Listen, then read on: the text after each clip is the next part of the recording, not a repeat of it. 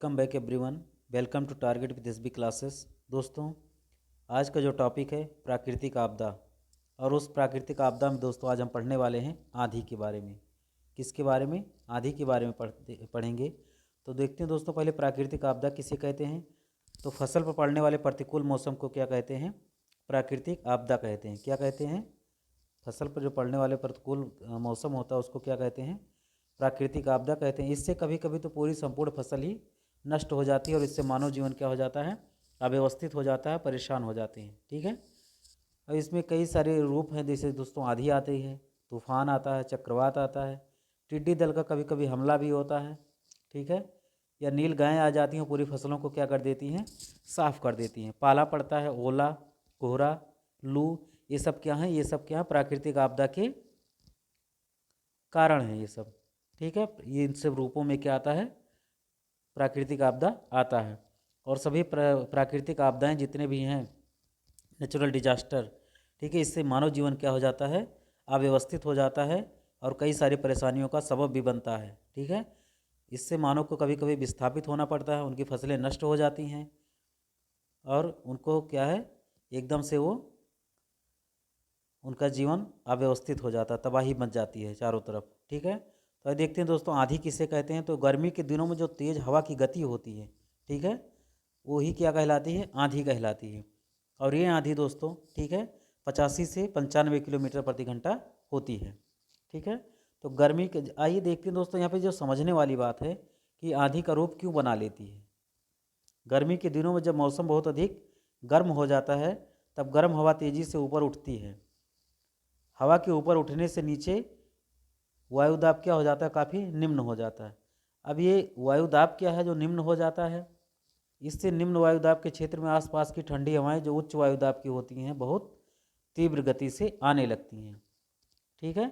अब यहाँ पे ये सारी चीज़ आप समझ नहीं आया होगा। ठीक है, कि जो है क्या पढ़ा दिए, ये निम्न वायुदाब, उच्च वायुदाब, ये सब क्या होता है। ठीक है। तो यही इसमें समझने की बात है। इसी वजह से आंधी का रूप धारण कर लेता है। कहने का मतलब क्या है? जब हमारी पृथ्वी क्या होती है? गर्म होती है गर्मी के दिनों में। ठीक है। तो आसपास की हवाएं क्या हो जाती हैं? हल्की हो जाती हैं, और हल्की होकर के ये क्या होती हैं? ऊपर की तरफ उठने लगती हैं। ठीक है। हल्की होकर के क्या हो जाती हैं? ऊपर की तरफ उठने लगती हैं। तो जब ये ऊपर की तरफ उठने लगती हैं, तो जो बीच का एरिया जो होता है, ठीक है, ये क्या हो जाता है? खाली हो जाता है। ठीक है। यानी कि यहाँ पे वायुदाब का जो प्रेशर होता है ऊपर से, वो क्या हो जाता है? कम हो जाता है। और जो बाहरी क्षेत्र होता है, यहाँ पे वायुदाब क्या होता है? उच्च होता है। ठीक है। तो जब ये उच्च वायुदाब क्या होता है? निम्न वायुदाब की तरफ क्या होता है? अंदर की तरफ ये जगह क्या करने लगता है? भरने लगता है। ठीक है। कहने का मतलब है, जब आप कमज़ोर हो जाएंगे तो जो बाहरी क्षेत्र की जो सीमा है, अगर वो पावरफुल रहेगा तो आपके अंदर की तरफ वो क्या करेगा? उसको ढकेलेगा। ठीक है। तो ये निम्न वायुदाब का क्या करेगा? पूरा क्षेत्र घेर लेगा और फिर ये क्या होती है? एक आंधी का रूप धारण कर लेती है। आई होप आप लोगों को दोस्तों ये बात समझ में आ गई होगी। ठीक है। यहाँ हवा की गति कितनी होती है? 85 से 95 किलोमीटर प्रति घंटा होती है। वायु की इस तेज गति से चलने को क्या कहते हैं? आंधी कहते हैं। क्या कहते हैं? आंधी कहते हैं। सूर्य की गर्मी से हवा की परतें गर्म होकर हल्की हो जाती हैं और ऊपर की ओर उठने लगती हैं। हवा के ऊपर उठने और नीचे की जगह खाली हो जाने पर निम्न वायुदाब उत्पन्न हो जाता है। हमने क्या बताया कि यहाँ का जब पूरा क्षेत्र क्या हो जाएगा? खाली हो जाएगा, तो यहाँ पर कुछ रह नहीं जाएगा और यहाँ पे अंदर इसके क्या हो जाएगा? निम्न वायुदाब को क्षेत्र उत्पन्न हो जाएगा। क्यों? क्योंकि यहाँ की हवा गर्म होकर के क्या हो गई? ऊपर की तरफ उठ गई, और आसपास की उच्च वायुदाब वाली जो ठंडी हवा है उसको क्या करेगी? तेजी की तरफ भरने का काम करेगी। इस प्रकार हम कह सकते हैं कि हवा जो है उच्च वायुदाब से निम्न वायुदाब के क्षेत्र की ओर चलती है। कहने का मतलब क्या है? जब अंदर की तरफ खाली है और बाहर प्रेशर ज़्यादा है, तो ये जगह भी क्या करेगी? जल्दी ही भर जाएगी। ठीक है। और उसको क्या करेगी? जल्दी ही कवर कर लेगी। ठीक है। अब आइए देखते हैं दोस्तों, आंधी के क्या क्या लक्षण हैं। तो हवा की गति कितनी होती है दोस्तों? 85 से 95, ठीक है, या 83 से 94, ठीक है, ये इसी के आसपास रहती है। 80 भी हो सकती है, ठीक है, 90 भी हो सकती है। ठीक है। अप्रोक्सीमेट जो माना गया है यही इसकी गति होती है। कभी कभी आसमान में बादल छा जाते हैं। ठीक है।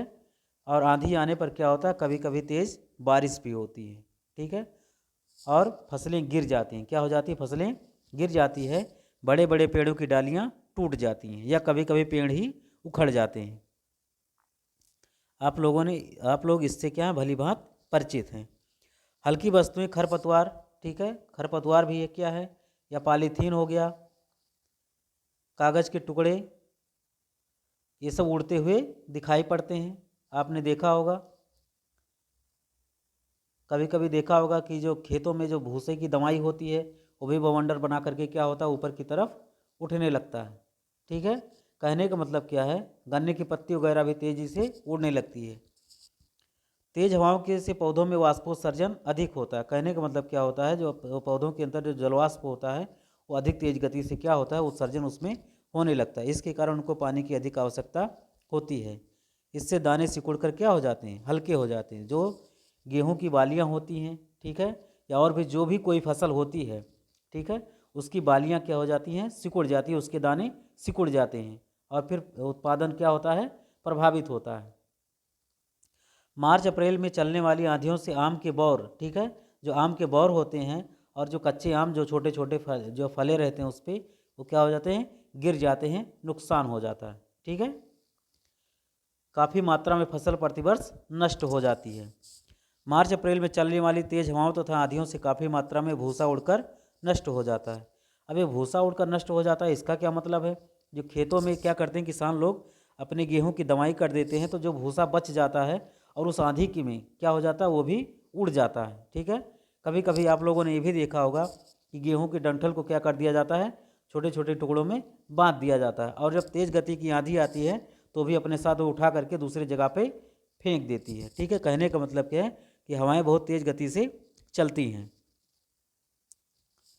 ठीक है, इन भयंकर आंधियों से भूमि की उपजाऊ मिट्टी भी क्या हो जाती है, जो ऊपर की तरफ मिट्टी रहती है वो भी क्या हो जाती है, उड़ जाती है।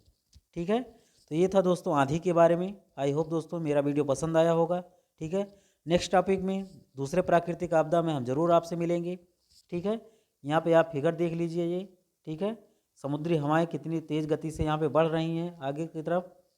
ठीक है, हम आगे के चैप्टर में इसके बारे में और भी अच्छे ढंग से पढ़ेंगे दूसरे टॉपिक के बारे में। तो लगातार दोस्तों चैनल पर बने रहिएगा, मैं आपके बीच में ऐसे ही महत्वपूर्ण वीडियो लाता रहूँगा। Thanks for watching. जय हिंद। Please like, share, subscribe and comment. Thanks for watching. जय हिंद।